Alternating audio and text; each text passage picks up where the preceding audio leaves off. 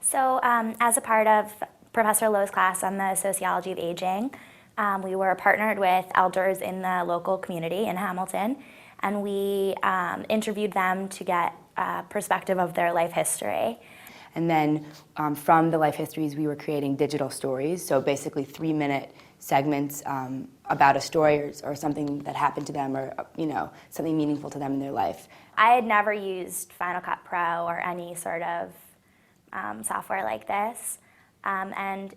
so I was a little bit intimidated at first, and I was asking a lot of silly questions. But I am now planning on doing a Final Cut Pro for my grandparents' 60th anniversary, actually. So I think one of the benefits and one of the cool things about doing a digital story as opposed to just writing a paper about our elders' experience is that there are a lot of things that were shown in the story that really couldn't be expressed by words. So although the script kind of had a lot of information in it, there were some things that I couldn't really explain, and that you needed visuals there, and sort of paired with what I was saying really created this whole picture that I don't think I would have been able to convey in just text in writing a paper.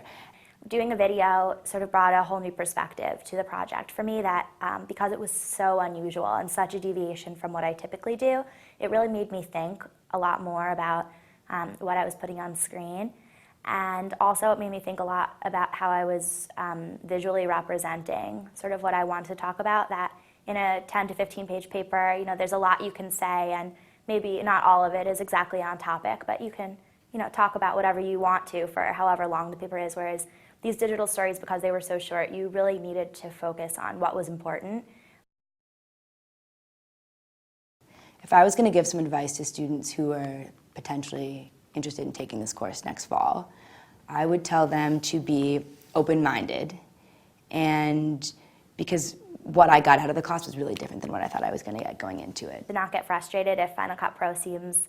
overwhelming at first, because the first couple of times you're in the digital lab, I really didn't know what I was doing, and it didn't seem like I'd be able to get everything done. And after a few sessions, I was like way more comfortable, and I felt pretty proficient at using everything, and I figured everything out. So I would just say, don't get frustrated, that it will come to you.